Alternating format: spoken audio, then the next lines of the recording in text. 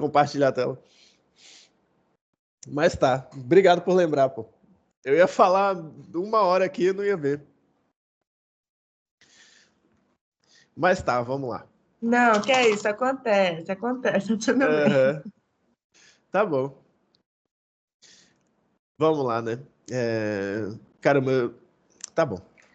Vamos lá, o primeiro conteúdo que a gente vê é a fossa temporal. Eu vou dar a introdução do terceiro parcial de novo, porque eu não estava gravando e tal, então... Vamos lá, o terceiro parcial, pessoal...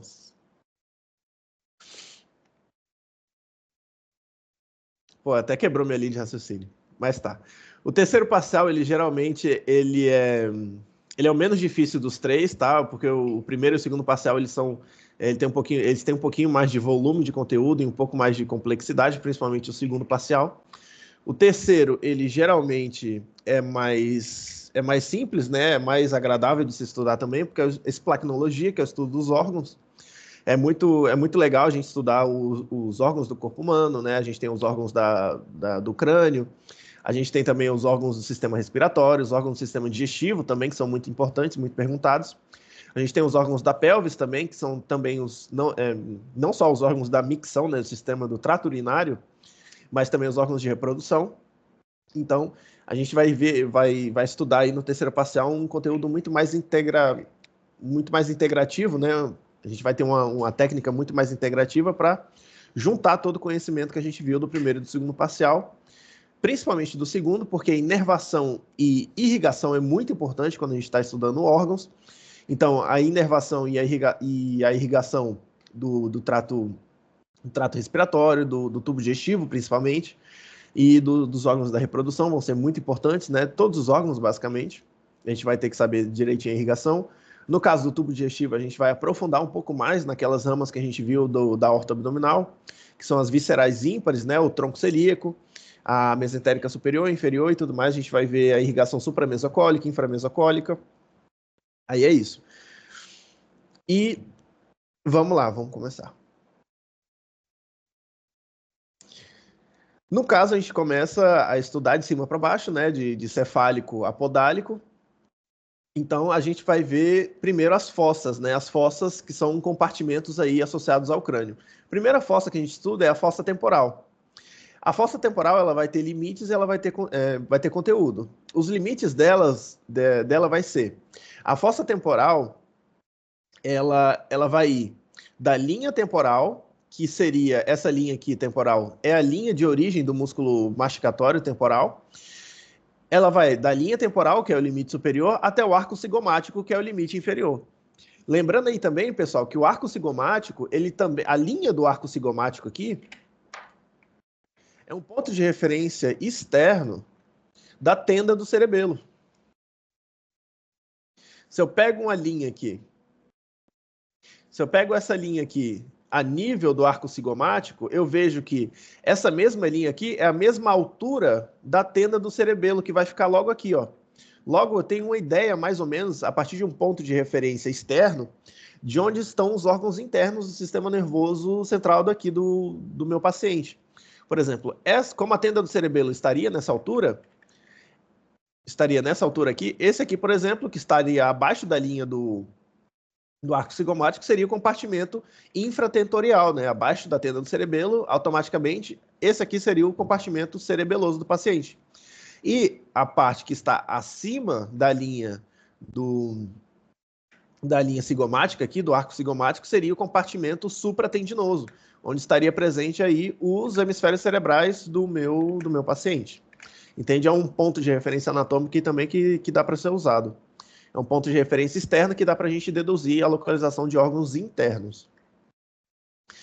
Beleza? Essa é a fossa temporal, os limites dela. Limite superior, a linha do temporal, limite inferior, arco cigomático. Esses são os limites. O conteúdo dela vai ser o quê? O conteúdo da fossa temporal vai ser... A gente vai ter o músculo temporal, que é um dos músculos da mastigação, e a gente vai ter também os vasos e nervos temporais profundos, que no caso, esses vasos e nervos temporais profundos são os próprios vasos e nervos do músculo temporal, associados ao músculo, e que vão aí nutrir e inervar esse músculo temporal. Beleza? Então, basicamente é isso que a gente vai ter na fossa temporal. Agora, a gente vai ter uma outra fossa que é chamada infratemporal. Essa fossa infratemporal, ela também vai ter os seus limites, ela vai ter o seu conteúdo. A fossa infratemporal, ela vai ser o espaço que vai ficar basicamente abaixo do arco cigomático. Entende? A fossa temporal ficava acima do arco cigomático. A fossa infratemporal, ela vai ficar abaixo do arco cigomático. E aí, não só abaixo, mas também num território mais profundo, porque se eu corto o meu arco cigomático e eu retiro ele, eu consigo expor a minha fossa infratemporal. Entende? Ela vai ficar abaixo do meu arco cigomático, entre o próprio arco e a mandíbula e também ao maxilar superior. Vai ser esse espaço aqui, eu corto o meu arco cigomático, a fossa infratemporal vai ser esse espaço que fica abaixo do arco cigomático, entre o maxilar superior e a minha mandíbula. Basicamente, essa vai ser a fossa infratemporal. E o conteúdo dela, como a gente já pode ver aqui nessas figuras, vão ser os outros músculos da mastigação, né? Por exemplo, a gente vai ter o músculo, a passagem do próprio músculo temporal, lembrando que o músculo temporal ele passa por debaixo do arco cigomático, logo ele também faz parte, ele é um dos conteúdos da fossa infratemporal.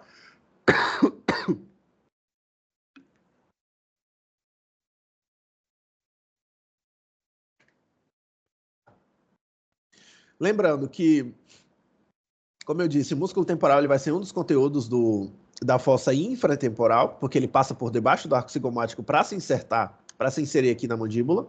E depois a gente vai ter os outros músculos da mastigação. Por exemplo, a gente vai ter os pterigóides, que no caso a gente vai ter o pterigóide interno e o pterigóide externo aqui, que eles também vão fazer parte do conteúdo aí da fossa infratemporal. Junto com esses músculos, a gente vai ter vasos e nervos que também fazem parte do conteúdo dessa fossa infratemporal. A gente vai ter a artéria maxilar interna e as suas ramas, lembrando que a artéria maxilar interna é uma das ramas terminais da carótida externa, e lembrando também que a artéria maxilar interna é a artéria que vai originar a meninge média, que vai entrar no crânio através do agorreiro redondo menor. Ou seja, a artéria meninge média também vai fazer... Todas as ramas, né, na maxilar interna vão fazer parte aí da fossa infratemporal, inclusive a meninge média, beleza? E a própria maxilar interna, né, que é a artéria original aí. Ela, no seu percurso, passa aí pela fossa infratemporal. E depois a gente vai ter nervo. A gente vai ter aqui, por exemplo, o nervo maxilar superior. Esse nervo maxilar superior é a segunda rama do trigêmino, é a V2, que o nervo maxilar superior ele precisa sair do crânio, né, para fazer o seu território de inervação, que seria, no caso, o território de inervação sensitiva do nervo maxilar superior, seria o território do próprio maxilar superior, entre a comissura dos olhos e a comissura labial. Lembrando que acima da comissura dos olhos é o território de inervação sensitiva do nervo oftálmico, e abaixo da comissura dos lábios é o território sensitivo do maxilar inferior. Só que é só o nervo maxilar superior que no seu percurso passa pela fossa infratemporal. Depois a gente vai ter o nervo corda do tímpano. Esse nervo corda del tímpano, ele vai ser uma das ramas do sétimo par cranial, do nervo facial. Por que ele se chama corda del tímpano? Porque esse nervo aqui, corda do tímpano, ele... Aqui, ó, eu vou ir lá, eu vou adiantar um pouco o conteúdo, eu vou lá em ouvido médio. Vocês lembram que o terceiro parcial é um parcial integrativo, gente. Então, a gente vai lembrar muito conteúdo, principalmente do segundo parcial. Bom que está fresco na cabeça de vocês. O nervo facial, o orifício de saída dele é o conduto auditivo interno, junto com o oitavo par, que é o nervo auditivo, né, o estato acústico. Só que o nervo facial, ele passa pelo conduto auditivo interno em direção ao ouvido interno, né, que seria o mesmo percurso que faz o nervo estatoacústico, porque o nervo estatoacústico, o oitavo par, ele tem que inervar o ouvido interno para dar o sentido da audição e do equilíbrio. Agora, o sétimo par, o facial, ele só pega carona nesse percurso. Por quê? Quando ele chega no ouvido interno, ele dá um desvio e ele atravessa o ouvido médio. Ele atravessa o ouvido médio percorrendo aqui uma estruturinha chamada aqueduto de Falópio. Ele atravessa o ouvido médio. Esse aqui é o nervo facial, gente. Ele atravessa o ouvido médio e ele descende pelo ouvido médio, através por detrás da parede posterior do ouvido médio. Esse aqui é o nervo facial, aqui, ó, sétimo par.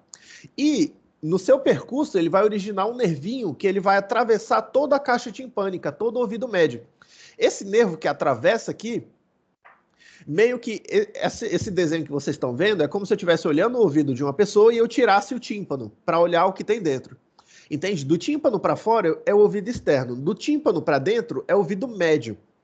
Se eu retiro o tímpano da pessoa e olho o que tem dentro, eu vou ver meio que um nervo atravessando a caixa timpânica. E aí chamaram esse nervo de nervo cuerda del tímpano. Porque na caixa você tira o tímpano e dentro da caixa do ouvido médio, ele é o único nervo que ele atravessa e fica parecendo uma cordinha. Fica parecendo uma cordinha que atravessa o ouvido médio. Deixa eu ver se eu... Cuerda del tímpano. Um preparado real. Aqui, ó. Ele é muito característico. Cuerda del tímpano, porque ele é literalmente uma corda que atravessa o ouvido médio aqui. Aí chamaram esse nervo de corda do tímpano. Esse nervo corda do tímpano, ele atravessa o ouvido médio e ele vai em direção à língua, porque ele vai inervar a língua e as glândulas salivares submaxilar e sublingual. Voltando aqui, né? A gente vai chegar naquele conteúdo mais adiante, mas voltando aqui, esse nervo cuerda del tímpano, depois dele atravessar o ouvido médio, ele segue em direção à língua e ele passa pela fossa infratemporal em direção à língua, porque imagina, aqui está o ouvido, ele sai do ouvido médio e passa pela fossa infratemporal em direção à língua. Esse nervo cuerda del tímpano, como ele é uma rama do sétimo par, ele vai levar a função sensitiva e parasimpática do sétimo par. Vocês lembram aí qual que é a função sensitiva e parasimpática do sétimo par? O par facial?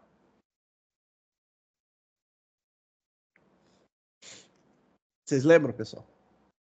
Qual que é a função sensitiva e parasimpática do par facial?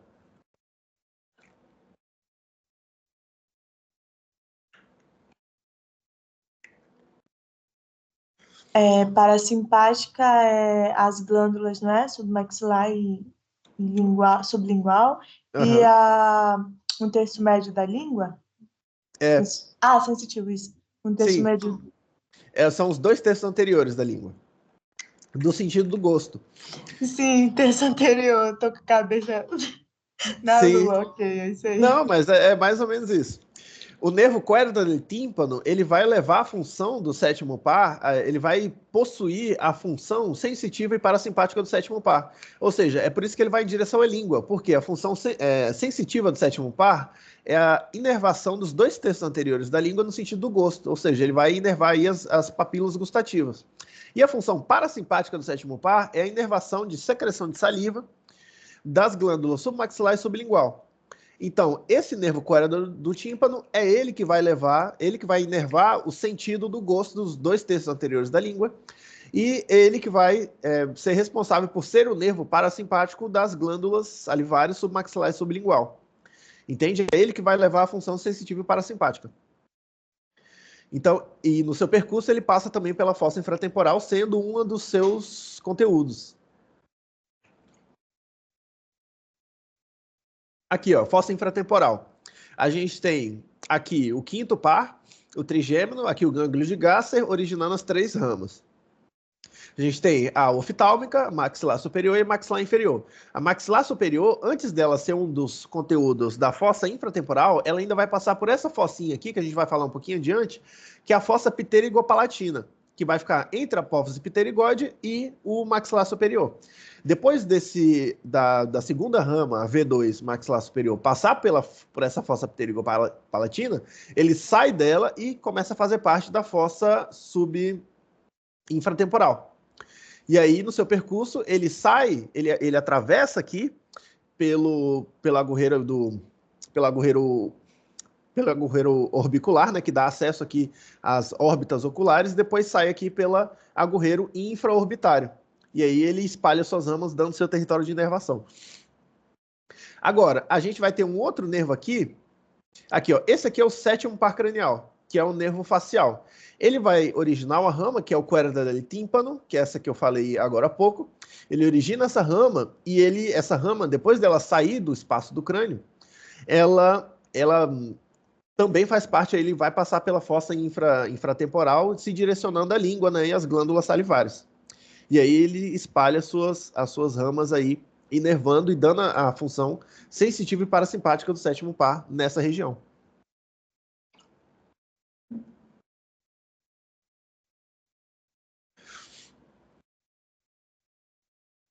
Ah, uma outra coisa.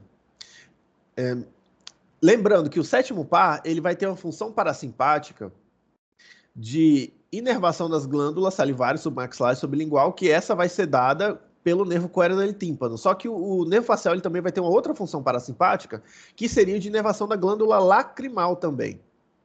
Beleza? De liberação das lágrimas para lubrificação dos globos oculares. Esse nervo, essa função de liberação das lágrimas, de inervação aí das glândulas lacrimais, não vai ser dada pelo coronal tímpano, vai ser dada pelo nervo petroso maior. Que esse aqui é um outro nervo, uma outra rama do sétimo par, nervo petroso maior. É outra rama parasimpática do sétimo par, que ele vai passar por aqui pela fossa pterigopalatina, que a gente já vai falar propriamente dela. E esse nervo petroso maior, ele vai se juntar com outro nervo chamado petroso profundo, que esse é um nervo simpático, e vai originar o nervo vidiano. Esse nervo vidiano, ele vai ser responsável pela inervação simpática e parasimpática das glândulas lacrimais. Agora a gente vai falar da fossa pterigopalatina. Essa fossa pterigopalatina, ela é uma fossa muito pequenininha que ela só vai ser visível se a gente corta o arco cigomático. Então a gente corta, né, tira fora o arco cigomático e aí a gente vai conseguir expor essa fossa pterigopalatina. Deixa eu subir a cadeira aqui. E aí a gente vai expor essa fossa pterigopalatina. Essa fossa ela vai ter os seus limites e vai ter conteúdo. Ela vai ficar por diante da apófise pterigoide maior aqui dos esfenoides e por detrás do maxilar superior. Beleza? Basicamente, esse vai ser os limites da fossa pterigopalatina. E o conteúdo dela vai ser algumas coisas aqui. A gente vai ter, primeiro, o nervo maxilar superior, que a gente vai ter aqui o trigêmino, esse aqui é o gânglio de Gasser, originando as 3 ramas do trigêmino. A gente vai ter aqui o nervo oftálmico, que ele vai sair pela hendidura esfenoidal. A gente vai ter o nervo maxilar superior, que vai sair pelo redondo maior, e o maxilar inferior, que vai sair pelo oval. O redondo, o maxilar superior, que sai pelo redondo maior, ele vai, o orifício de entrada, basicamente, esse nervo entra pelo orifício redondo maior, só que ele sai na fossa pterigopalatina, antes de chegar no território aqui dos olhos, entende? Das fossas orbitárias. E aí, ou seja, o orifício de entrada do nervo maxilar superior seria o agorreiro redondo maior, só que o orifício de saída seria a própria fossa pterigopalatina no seu percurso.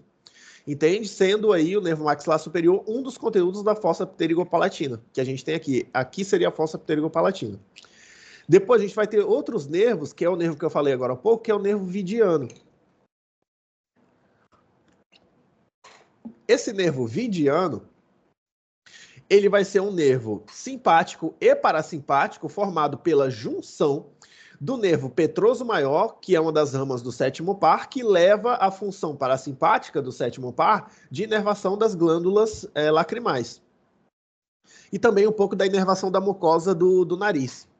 Também é responsável pela liberação do muco, né, das glândulas de muco que está presente no epitélio aí das fossas nasais.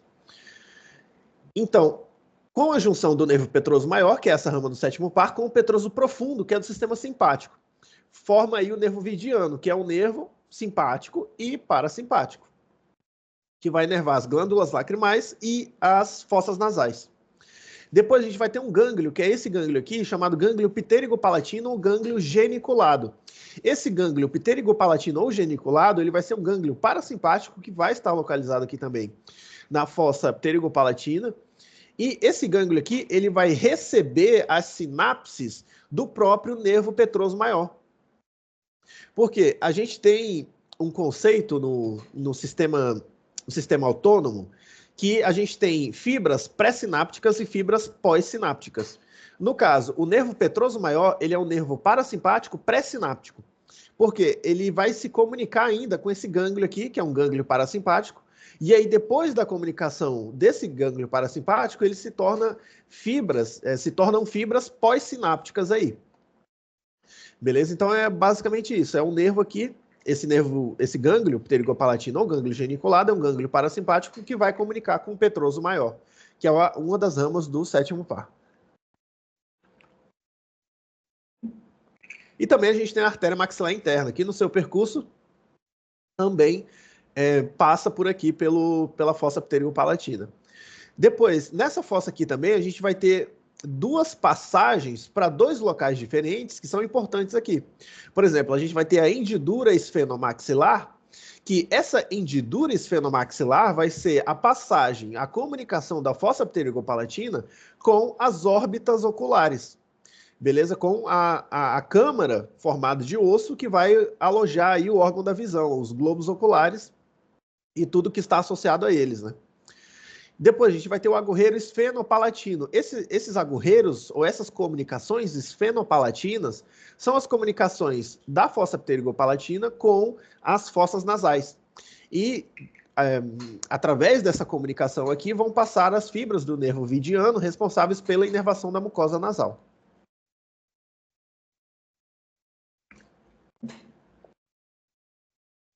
Agora a gente fala de fossa orbitária. Vamos lá. Fossa orbitária, pessoal, ela vai ser formada por ossos, né? Basicamente, ela vai ser formada por 7 ossos aqui. E quais são os ossos que formam ela? A gente vai ter o osso frontal, a gente vai ter aqui o osso cigomático, a gente vai ter o maxilar superior, a gente vai ter o osso esfenoide aqui, a gente vai ter o etimoides, a gente vai ter o osso lacrimal e a gente vai ter aqui no meiozinho o osso palatino. Esse osso palatino é o mesmo que forma o teto da boca, o palato duro da boca. Só que esse osso palatino, ele forma aqui o teto da boca e ele forma um bracinho aqui que chega nas fossas orbitárias para ajudar na formação dela. Completando aí 7 ossos que formam as fossas orbitárias. E a gente vai ter também a passagem dos elementos das fossas orbitárias. A gente tem aqui no território do esfenoides, né, do correspondente do osso esfenoides, a gente vai ter 3 passagens que vão passar alguns elementos aí. A gente vai ter o conduto óptico, que esse conduto óptico ele vai ser o correspondente de saída, né, vai ser somente a continuação do conduto óptico que a gente vê na fossa média da endobase do crânio. Então a gente vai ter no conduto óptico a passagem do nervo óptico, que é o segundo par cranial, e a artéria oftálmica. Esses nervos eles vão entrar pelo conduto óptico da fossa média da endobase do crânio e eles vão sair aqui, ó, no conduto óptico das fossas orbitárias. Beleza? O segundo par cranial para dar o sentido da visão e a artéria oftálmica, que é a primeira rama da carótida interna, que ela vai servir para irrigação dos globos oculares. Depois a gente vai ter a fissura orbitária superior. Essa fissura orbitária superior é o correspondente de saída da hendidura esfenoidal. Ou seja, todos os elementos que entram pela hendidura esfenoidal da fossa média da endobase do crânio vão sair aqui na fissura orbitária superior. Beleza? Esse aqui é o orifício de saída da hendidura esfenoidal. Ou seja, tudo que entra pela hendidura esfenoidal sai pela fossa orbitária superior. Ou seja, a gente vai ter os pares 3, 4, 5 e 6. 3, o motor ocular comum. 4, patético. 5 vai ser a primeira rama do trigêmino, nervo oftálmico. E 6, a gente vai ter o motor ocular externo. Todos esses nervos, eles vão entrar pela hendidura esfenoidal e vão sair aqui na fissura orbitária superior. Um comentário em especial sobre a primeira rama do trigêmino, o nervo oftálmico, que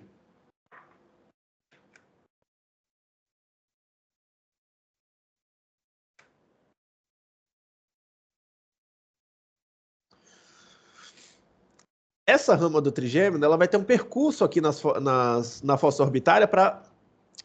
Assim, lembrando, a primeira rama do trigêmino, ela vai ter um território de inervação sensitiva da comissura dos olhos para cima. Basicamente vai dar sensibilidade da pele, da testa, da pele da testa. E a segunda rama do trigêmino, que é a maxilar superior, vai ter um território de inervação sensitiva da comissura dos olhos até a comissura da boca. E, como eu disse agora, o nervo oftálmico, a primeira rama do trigêmino, a rama V1, ela vai entrar pela hendidura esfenoidal e vai sair aqui pela fissura orbitária superior. E no seu percurso, esse nervo ele faz assim, ó. Ele vem aqui, ele sai pela fissura orbitária superior, ele percorre o fundo da fossa orbitária e ele sai aqui, ó.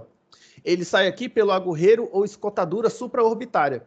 Ele pode se chamar de agorreiro se ela estiver fechada ou de escotadura se ela estiver aberta. Existem pessoas, né, que isso aqui não fechou, essa estruturazinha não fecha, e ela se torna uma escotadura. Inclusive dá para sentir aqui na nossa... Se a gente coloca o dedo aqui, a gente consegue sentir mais ou menos na parte superior da nossa fossa orbitária se tem uma escotadurazinha. Em quem tem isso aqui aberto, dá para sentir. Em quem não tem, não dá para sentir. Daí é um agorreiro. Se está aberta é escotadura, se está fechada é um agorreiro. É por essa escotadura aqui que vai sair a primeira rama do trigêmino, que é o nervo oftálmico. E aí, depois dele sair por aqui, ele vai espalhar suas fibras para originar a inervação sensitiva da pele dessa parte aqui, da comissura dos olhos para cima. Dessa mesma forma, vai acontecer com a segunda rama do trigêmino. Mas vocês vão ver como. Tá. Vamos lá. Voltando aqui para a fossa pterigopalatina. A gente tem a segunda rama do trigêmino, que é o maxilar superior. Ela sai pelo agorreiro redondo maior. Ela passa pela fossa pterigopalatina, depois passa para a fossa orbitária através da hendidura esfenomaxilar. Essa rama, ela vai percorrer a parte inferior, o borde inferior da fossa orbitária, e ela vai sair por aqui pelo agorreiro infraorbitário. Ou seja, essa rama... Aqui, ó. Essa rama, pessoal, ela vai sair por aqui, ó, pela hendidura orbitária inferior, pela fissura orbitária inferior, perdão. Ela vai sair aqui pela fissura orbitária inferior e ela vai percorrer o borde inferior da fossa orbitária e ela vai sair por aqui pelo agorreiro infraorbitário. Ou seja, pelo agorreiro ou escotadura supraorbitária sai a primeira rama do trigêmino, o nervo oftálmico. E pelo agorreiro infraorbitário sai a segunda rama do trigêmino, ou seja, o nervo maxilar superior. E aí depois ele espalha suas fibras para oferecer aí a sua inervação sensitiva do seu território correspondente. Depois, outro conteúdo aqui da fissura orbitária superior, além da segunda rama do trigêmino, que seria o maxilar superior, também vai passar aqui a vena oftálmica, a veia oftálmica também vai passar por aí. Ela vai entrar por aí e ela vai entrar no crânio, né? Através da hendidura esfenoidal também, a veia oftálmica ela dá um desvio e pela fissura orbitária inferior e adentra o crânio pela hendidura esfenoidal. E aí ela vai se juntar com a veia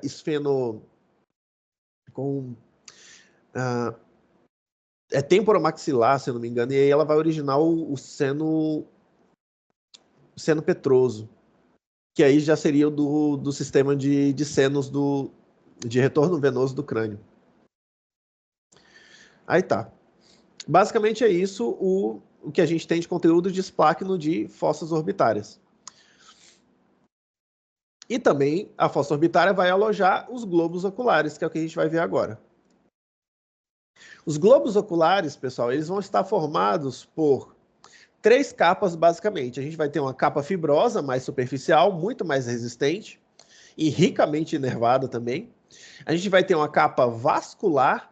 Essa capa vascular, ela vai ser a capa média, né, que vai ficar logo abaixo da capa fibrosa, e depois a gente vai ter uma capa nervosa, que vai ser a retina.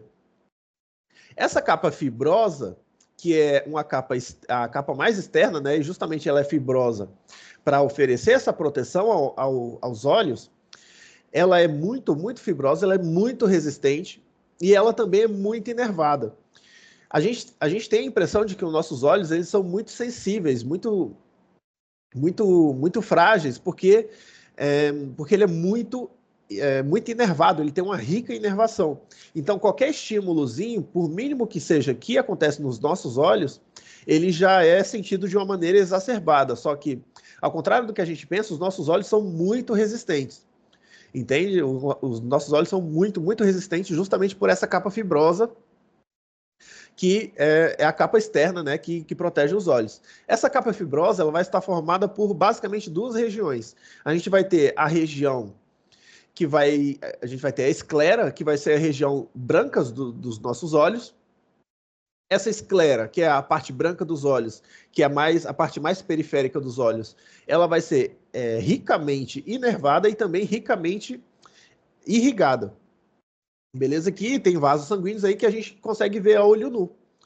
que uma pessoa que não está com anemia, por exemplo, dá para ver os vasos sanguíneos da esclera, da parte branca dos olhos, muito bem. É só abaixar o párpado aqui, a pálpebra inferior, superior, que dá para ver os vasos sanguíneos certinho.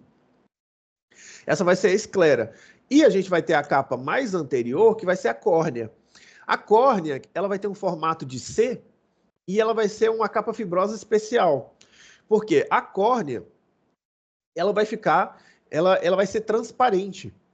A córnea, ela vai ter isso vocês vão ver em histologia, ela vai ter a função de ser transparente e ela vai ter uma conformação especial das células, das camadas de célula do epitélio que forma a córnea, que vai fazer com que ela seja o mais transparente possível, justamente para permitir que a luz passe com o mínimo de interferência, para que a nossa visão seja clara. Entende? Existe, e outra coisa, a córnea, como ela tem esse formato de C, ela já serve como um dos elementos aí que vai ajustar a nossa visão. Porque ela como ele tem esse formato de C, como ela tem esse formato côncavo, ela vai concentrar os raios de luz para o centro desse formato. E os raios de luz, eles vão ser concentrados, eles vão entrar através da abertura da pupila, né? E eles vão ser concentrados aqui no cristalino, aqui atrás. Beleza? Então a córnea, ela já é um dos elementos aí que vão direcionar os raios de luz e vão ajustar a nossa visão, o foco da nossa visão. No sentido de que a gente foca os raios de luz para perto ou para longe. Só que a córnea, ela tem um foco fixo, diferente do cristalino, que ele tem um foco variável. A gente pode focar a nossa visão para enxergar de perto ou de longe, dependendo da nossa necessidade. Inclusive, tem uma patologia chamada queratocono, que é uma córnea em formato de pirâmide. Essa patologia aqui, ó, queratocono.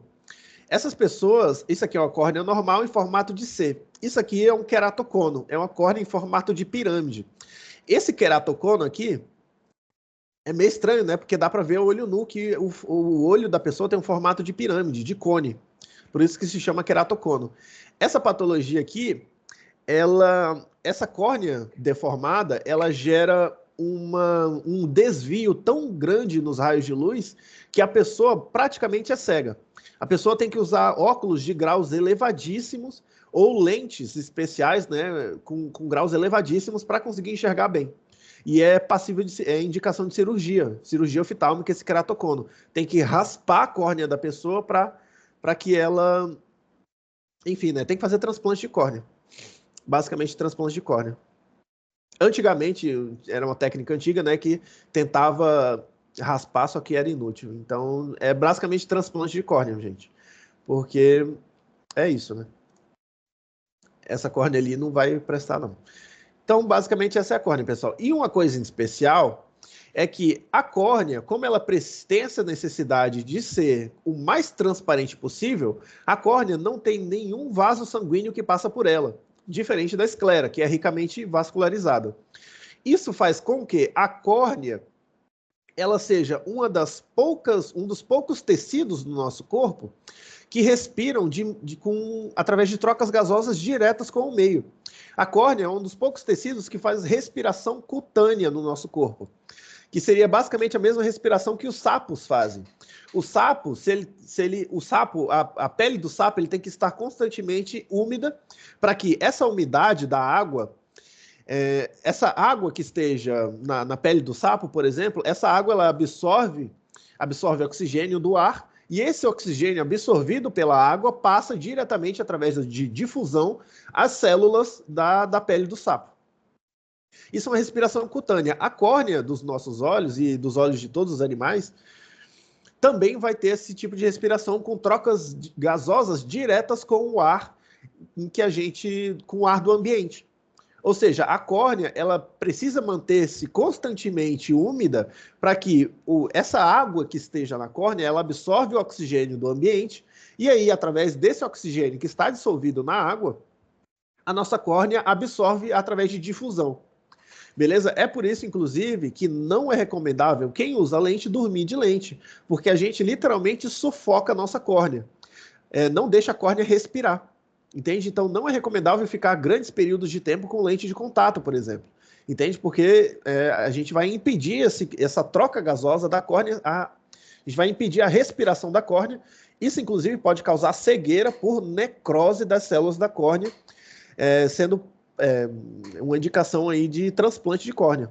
Entende? Então, tenham muito cuidado aí com o uso prolongado de lentes de contato, principalmente para dormir. Não se esqueçam de tirar suas lentes de contato quando forem dormir. E cuidem bem com questão de infecção e infecções, principalmente, né? E tá, basicamente, essa é a capa fibrosa mais externa dos olhos. Depois, a gente vai ter a capa vascular. A capa vascular vai ser... outra coisinha que eu esqueci de falar para vocês aqui. A gente tem músculos que movimentam os olhos. Esses músculos, eles se insertam. O ponto de inserção deles é na própria esclera, que é a capa fibrosa dos olhos. Beleza? Era esse detalhinho que a mais que tinha para falar.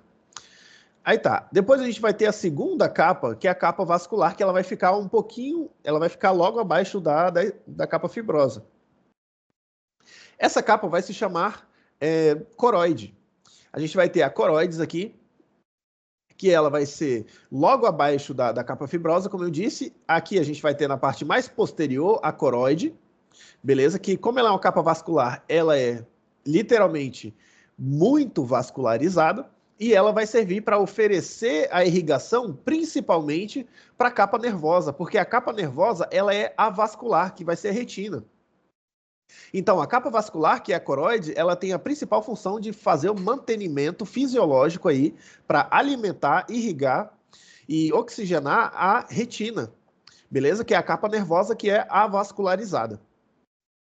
Então, a gente tem a coroide aqui, né, que é a parte mais posterior, e na parte mais anterior, essa capa vascular, ela se diferencia e origina aqui a íris, beleza? A capa vascular origina na parte mais anterior a íris, que ela vai ter um formato de um disco, né? A íris ela vai ter um formato de um disco e ela vai ser pigmentada. É um epitélio pigmentado e aí dá a cor dos nossos olhos, né? Que pode ser, dependendo da melanina, né? Que a gente produz, podem ser olhos marrons, olhos mais escurecidos, olhos azuis, olhos verdes. Existem também, existe olho violeta também, que é muito raro. Então, todas a cor dos nossos olhos ele vem da pigmentação da íris, que é uma diferenciação, né, na parte anterior aqui da nossa capa vascular, uma diferenciação da coroide. E a nossa íris, ela também vai ter um músculo, que seria o esfíncter da íris. E o esfíncter da íris ele vai ser responsável por diminuir ou aumentar a nossa pupila. A pupila ela não é um elemento físico nos nossos olhos. A pupila nada mais é do que o tamanho da abertura da íris.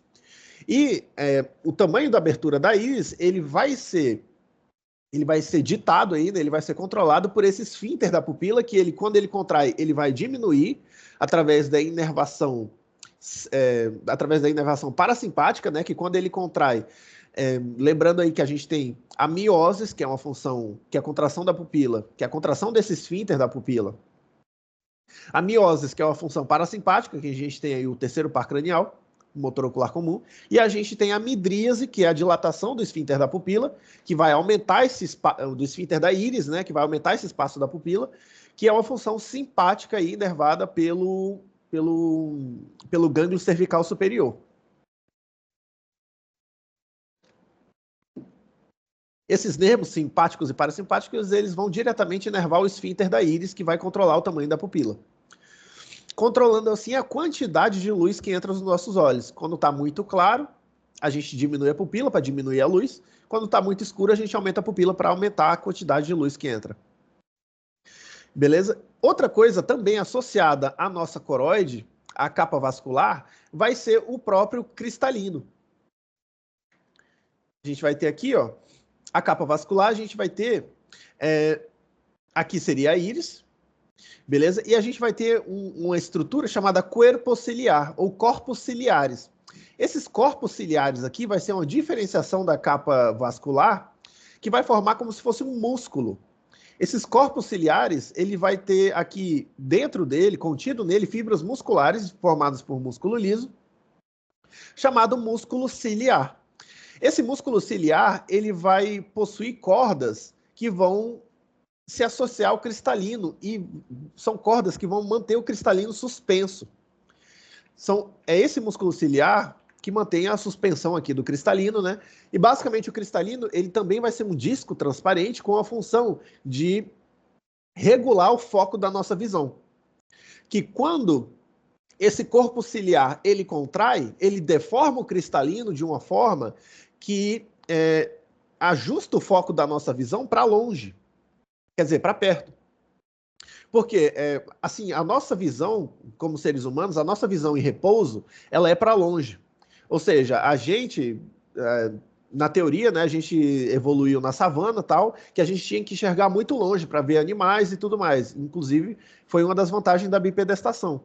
Ou seja, a nossa visão, quando está em repouso, a gente está enxergando de longe, entende? A gente está enxergando para longe.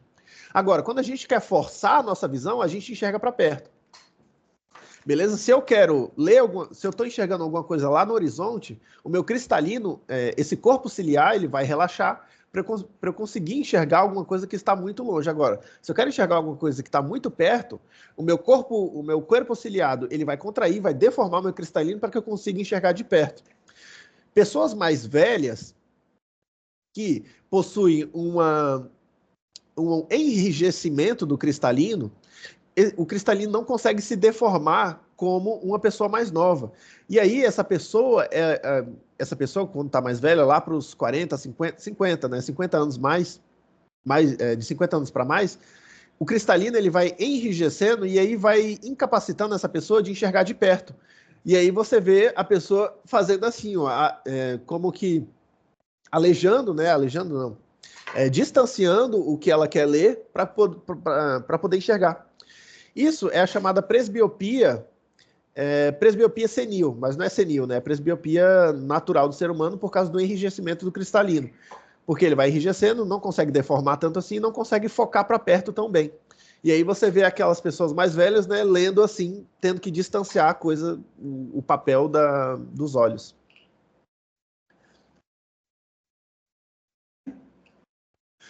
Aí tá. Depois do cristal... Ah, outra coisa. Ah, não, eu falo das câmaras depois. A gente tem também a última capa, que é a mais profunda, que é a capa nervosa. A capa nervosa vai formar a retina. Beleza? A capa nervosa, ela vai estar dividida em retina não fotossensível e a retina fotossensível. A retina não fotossensível é a retina que nunca pega luz, que basicamente seria a retina que está um pouquinho mais anterior nos globos oculares. Agora, a retina fotossensível é a retina que pega luz, né, que é atingida pela luz e que tem a capacidade de captar os raios de luz. Essa retina fotossensível, ela é mais posterior. Beleza? E é a retina que dá o nosso senso da visão. Aqui a gente tem, por exemplo, um exame de fundo de olho. O exame de fundo de olho é o exame que a gente faz, né? A gente coloca uma gotinha nos olhos do paciente para dilatar a pupila dele. Essa gotinha que dilata a pupila, ela é um agonista do sistema simpático da pessoa, então a gente vai ativar o sistema simpático daquele olho, vai dilatar a pupila para que a gente consiga incidir a luz sem contrair a pupila, sem fazer a miose. E aí a gente vai ver o fundo de olho do paciente. Esse exame de fundo de olho é muito importante, porque a gente tem aqui, primeiro, anatomicamente, a gente tem a papila. Essa papila, ela é um local um pouquinho mais periférico no globo ocular, e a papila, ela vai ser o local de entrada das fibras do nervo óptico e também o local de entrada da própria artéria oftalmica. Ou seja, é daqui que vai sair as fibras que vão fornecer a nossa visão, e é daqui também que vai sair todas as ramas da artéria oftalmica que vai fornecer toda a irrigação aí dos globos oculares. Por que isso é muito importante no exame de fundo de olho? Porque esse aqui é o exame mais acessível possível e menos invasível possível e mais simples possível para a gente averiguar a irrigação do sistema nervoso central dessa pessoa. Por quê? Para o nosso corpo, estruturalmente, anatomicamente, os nossos olhos, os nossos globos oculares são, entre aspas, sistema nervoso central também. Entende? Então, essa irrigação aqui, ela é uma irrigação que, comparativamente, ela é análoga à irrigação de todo o sistema nervoso central. Dito isso, uma pessoa que tem vasculopatias, que tem patologias de circulação ou patologia de, por exemplo, hipertensão ou tromboses ou diabetes, se existe alguma alteração em qualquer parte do sistema nervoso central dessa pessoa, também vai ter uma alteração aqui no exame de fundo de olho. Entende? Então é muito importante a gente analisar o fundo de olho, porque o que está acontecendo aqui está acontecendo em todo o sistema nervoso central dessa pessoa.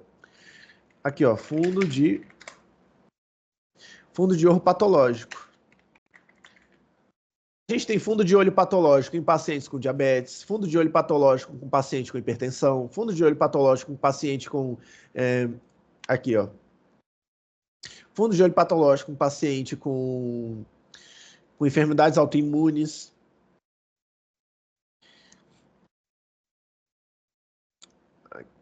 Fundo de olho, hipertensão. Aqui, ó, por exemplo, esse aqui é um fundo de olho com hipertensão.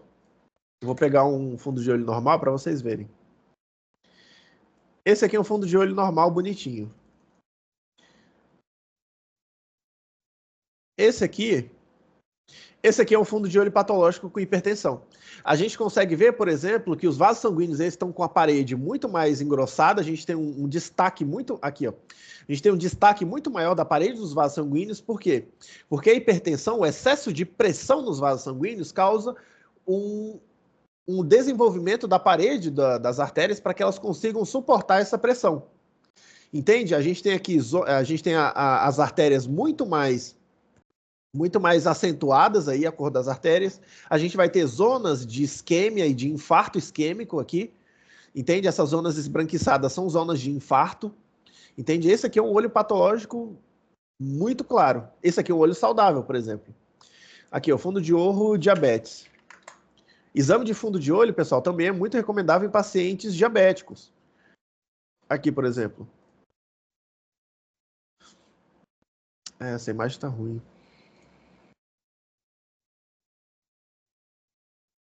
Aqui, ó. Esse aqui é um desenho, mas já dá para ter uma ideia. Um fundo de olho sano, a gente está aqui. Um fundo de olho diabético, por exemplo, a gente tem rompimento de vaso. A gente lembra aí que pacientes diabéticos têm um problema aí com infecções, tem um problema aí com hemorragias, né? Caramba, me fugiu a palavra. Tem um problema com a coagulação do sangue, então a gente vai ter aqui hemorragias espontâneas no fundo de olho. A gente tem zonas de aneurisma, que é uma dilatação da parede das artérias. A gente tem zonas de infarto isquêmico aqui, que são chamadas manchas de lã de algodão. Entende? E por que é muito importante? Por que eu falei que é algo análogo? Porque a mesma coisa que está acontecendo aqui no fundo de olho desse paciente também está acontecendo em todo o sistema nervoso central dele. Então, essas mesmas lesões que eu vejo no fundo de olho, você pode ter certeza que ela também está acontecendo no sistema nervoso central do paciente. Ou seja, no sistema nervoso central do paciente eu também vou ver aneurismas, zonas de hemorragia, zonas de isquêmia, entende? E essas lesões aqui, elas obviamente também vão afetar a visão do paciente. É por isso que hipertensão e diabetes também causam ao longo prazo, muito bem ao longo prazo aí, eu estou falando depois da 6ª década de vida, né?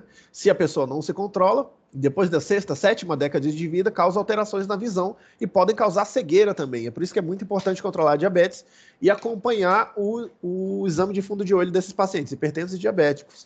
E pacientes também com enfermidades reumáticas, autoimunes e tudo mais.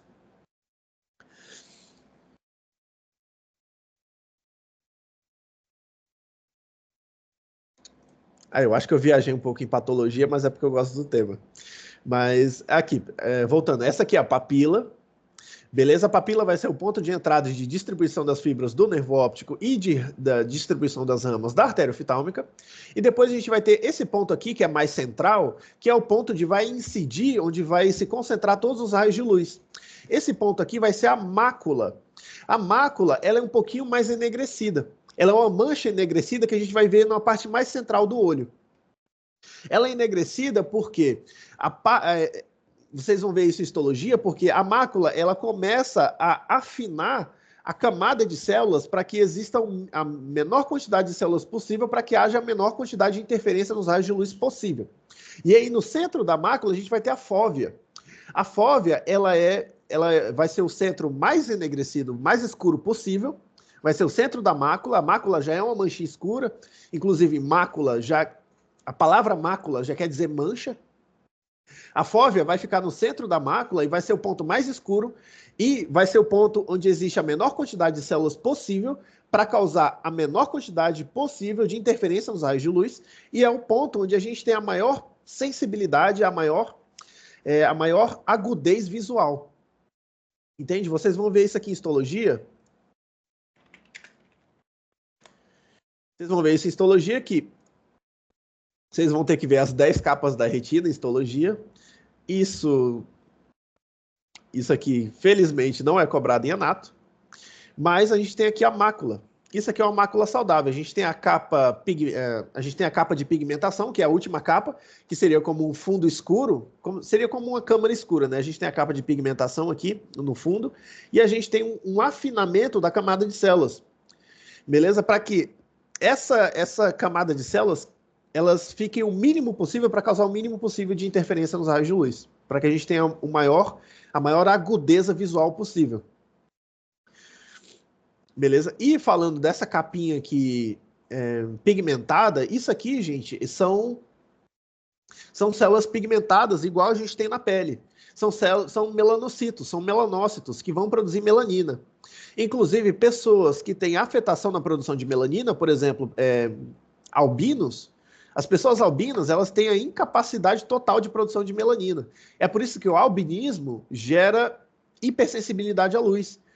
Porque essas pessoas, elas não têm uma capa de melanina que forma o fundo negro, o fundo enegrecido dos olhos para formar essa câmara escura.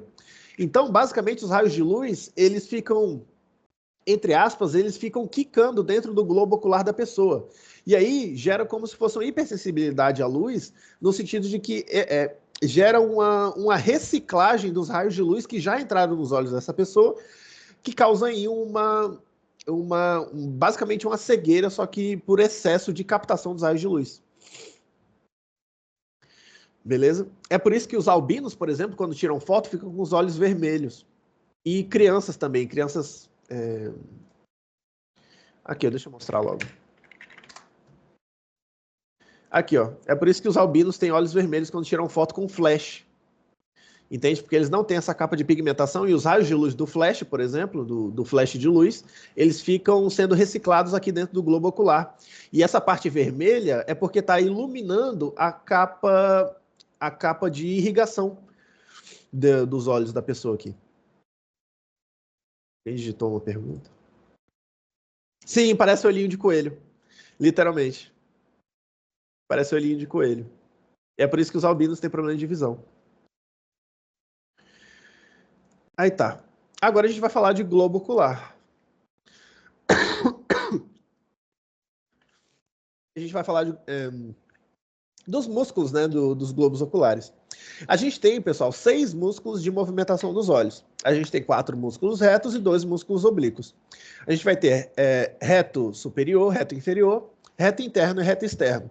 E a gente vai ter oblíquo superior e o oblíquo inferior, ou oblíquo maior e menor.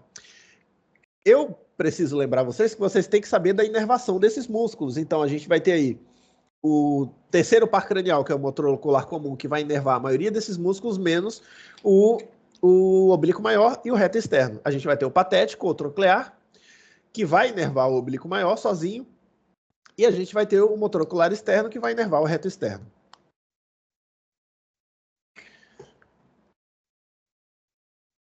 E depois a gente vai ter as glândulas associadas aos olhos, que são as glândulas lacrimais. A gente vai ter uma glândula lacrimal macroscópica, que ela vai estar localizada no canto superior externo das fossas orbitárias dos 2 olhos, entende? Canto superior externo, e ela vai ser responsável pela produção aí de lágrimas, produção constante de lágrimas para a lubrificação dos olhos e durante o choro também. Ela vai estar inervada de uma maneira parasimpática, né, pelo 7º par cranial, beleza? Que é o par facial. E ela vai estar inervada de maneira simpática pelo gânglio cervical superior.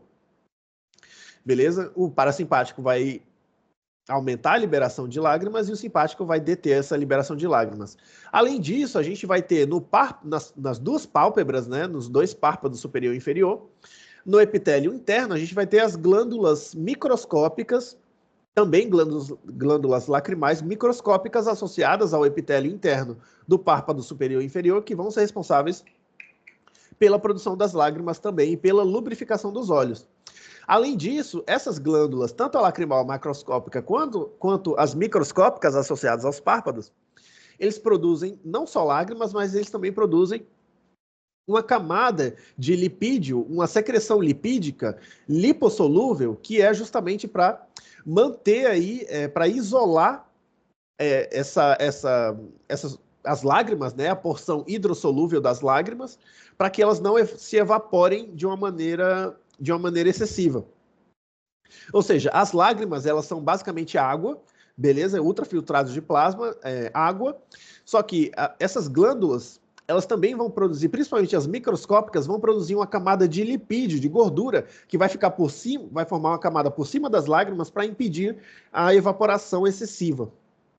Inclusive, existem patologias em que essas glândulas não produzem a camada de lipídio e aí geram patologia de queratoconjuntivite ou olho seco, né?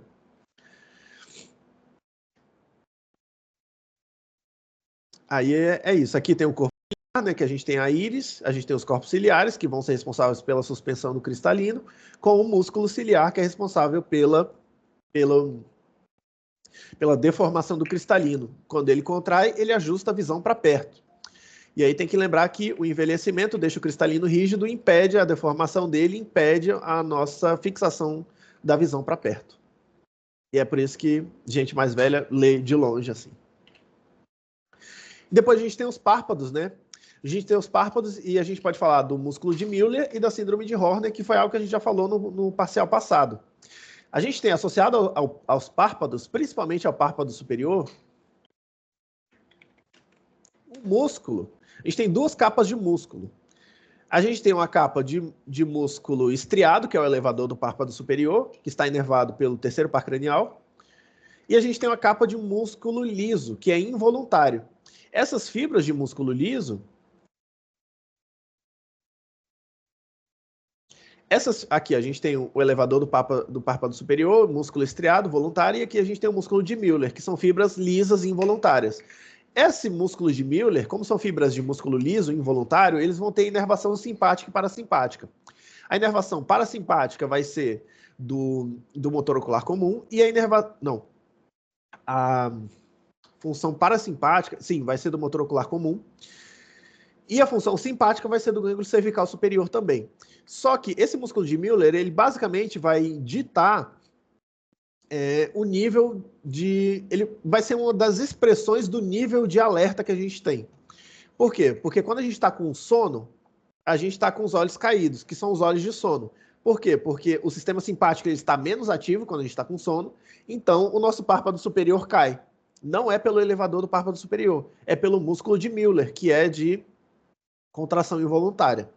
Agora, quando a gente está mais acordado, ou quando a gente leva um susto, a gente ativa mais o sistema simpático e a gente contrai esse músculo de Müller e faz a expressão de uma pessoa que está assustada, né? Ou de uma pessoa aí que está muito alerta. Essa é a função do músculo de Müller. Quando existe uma síndrome de Horner, que é algo que vocês já viram no parcial passado, que vai ser uma disfunção ou patologia do gânglio cervical superior, que é responsável pela inervação simpática dessa região aqui dos olhos. Essa síndrome de Horner, ela vai causar uma inativação ou um desequilíbrio aí do sistema simpático parasimpático com uma inativação do sistema simpático de um lado só dos olhos. Ou seja, a síndrome de Horner é uma disfunção simpática que vai ser expressada como? Através de uma sobreativação ou uma exacerbação do sistema parasimpático, que seria mioses da pupila, que é uma função parasimpática. A gente vai ter também, a gente não vai ter olho seco, né? A gente não vai ter olho seco, mas a gente vai ter miose da pupila, a gente vai ter pitose palpebral, porque a pitose palpebral é por uma sobreativação do sistema parasimpático e uma inativação ou neutralização do sistema simpático. E ainda a gente vai ter a anidrose cutânea, que seria a falta de suor cutâneo. Falta de lubrificação da pele do lado afetado. Porque, lembrando aí que as glândulas sudoríparas, elas são inervadas, a sua secreção é ativada pelo sistema simpático. Lembrando que quando a gente corre, a gente soa. Então, é a tríada da síndrome de Horner. E esses são os motivos dela, né? Seria uma disfunção do gânglio cervical superior. Vocês querem fazer uma pausa? A gente já deu 1 hora de aula, a gente dá uns 10 minutinhos de pausa e a gente volta às 13h20. Pode ser uns 7 minutinhos de pausa? Pode ser. Aí a gente já começa ouvido. Aí tá. Vou pausar a gravação aí e daí a gente já volta.